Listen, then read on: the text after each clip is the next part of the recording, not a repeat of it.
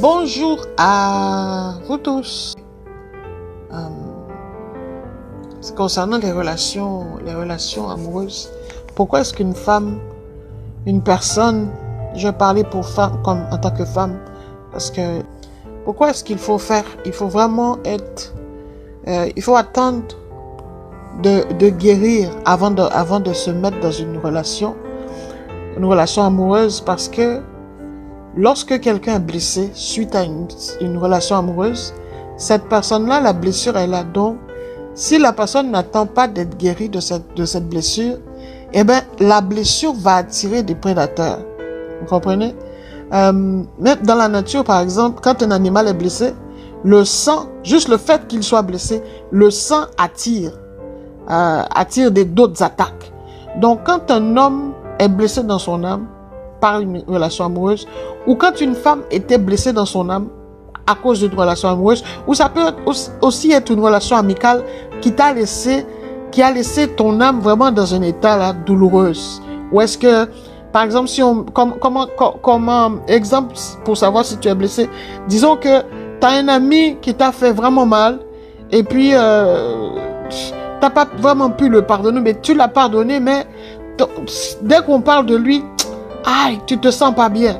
Ça veut dire qu'il y a encore une petite blessure à quelque part qui n'est pas faite. Peut-être que tu l'as pardonné, mais c'est encore là. Donc, il est très important d'attendre que ton âme soit guérie de cette blessure-là avant d'entreprendre une autre relation, que ce soit amoureuse ou amicale. La raison est très simple. Si tu ne patientes pas jusqu'à la guérison, la blessure va attirer d'autres personnes blessées. C'est automatique. C'est automatique. Dans la mer, quand un poisson est blessé, il attire facilement des requins.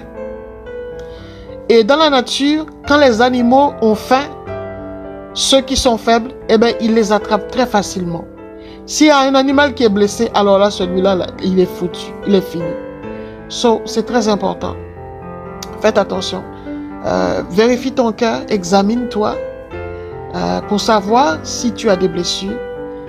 Si tu vois par exemple, je sais pas moi, tu étais avec une femme ou bien tu étais avec un homme, et là je m'adresse vraiment particulièrement aux femmes, que tu étais avec un homme puis ça t'a blessé, tu penses que tu as passé à autre chose, mais dans le fond ton âme a encore des blessures.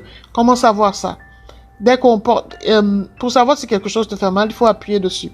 Donc, dès qu'on appuie sur dès que par exemple on parle de Monsieur X, ou il y a quelqu'un qui a l'air de ressembler à Monsieur X, eh bien, soudainement ton âme commence à, soit tu te fâches, ou bien il y a une réaction qui se passe émotionnelle ou sentimentale, eh bien, ça veut dire qu'il y a encore une blessure.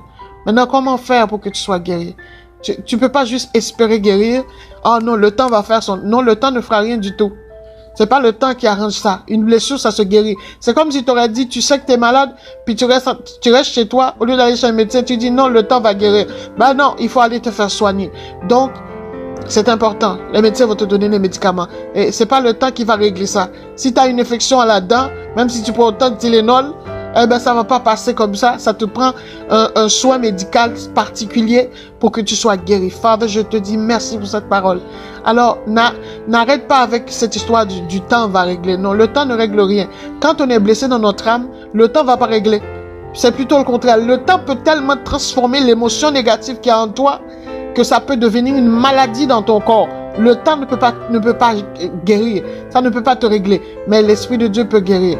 Mais si tu as accès à des spécialistes, que ce soit un psychologue ou un psychiatre, eh bien, va voir ces psychiatres-là, va voir ces psychologues, va voir ces ressources-là, parle-en et ouvre-toi, même si c'est pas facile, ou bien si tu as un meilleur ami, ou quelqu'un vraiment de confiance, que tu sais que la personne ne va pas tout raconter ton histoire à gauche et à droite, eh bien, vas-y, partage avec ces personnes-là. Ça va commencer un processus de guérison. Et aussi le fait d'écrire. Écrire comment tu sens, ce qui va pas. Et aussi te parler, vider choisir de pardonner et accepter de te pardonner toi.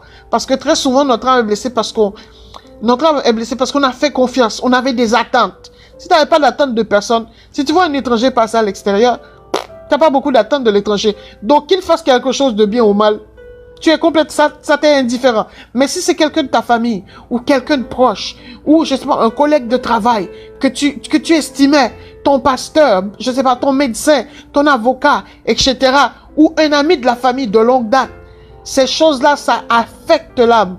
Donc, ce n'est pas le temps qui va passer ça. Il faut s'ouvrir.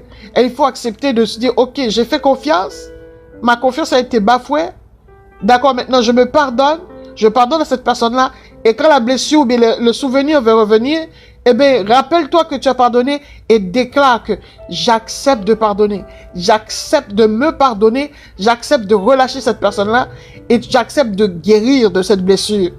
Que cette personne, oui, elle m'a fait du mal. Et il faut s'admettre aussi une réalité. Quand on est blessé, ben on est blessé. Si on ne constate pas la réalité, on ne peut même pas penser à commencer une guérison. C'est un constat, c'est pas le constat de la réalité qu'on peut commencer à espérer une guérison. Ne fais pas semblant comme si tu comprends pas.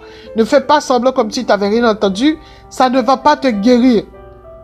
Et ton âme est trop précieuse. Tu as besoin d'aimer ton âme d'abord avant de pouvoir aimer quelqu'un d'autre. Et tu dois regagner ta propre confiance envers toi-même avant de pouvoir regagner la confiance de quelqu'un d'autre. C'est important. C'est très important. Alors examine-toi, observe qu'est-ce qui se passe à l'intérieur de toi. Et s'il y a quoi que ce soit, il n'y a rien qui vaut la peine. Il n'y a rien qui vaut le prix de ton âme. Il n'y a rien qui vaut ton estime, il n'y a rien qui vaut ta confiance en toi-même. Donc, pardonner, guérir, c'est vraiment pour toi et aussi pour les autres. Car quand tu es mieux, eh bien, les autres peuvent se porter bien. Quand tu es guéri, tu peux transporter la guérison. Quand tu es épanoui, tu peux exprimer la joie véritable. Alors, je vous laisse avec... J'espère que ça vous a édifié. Bye bye à tout le monde.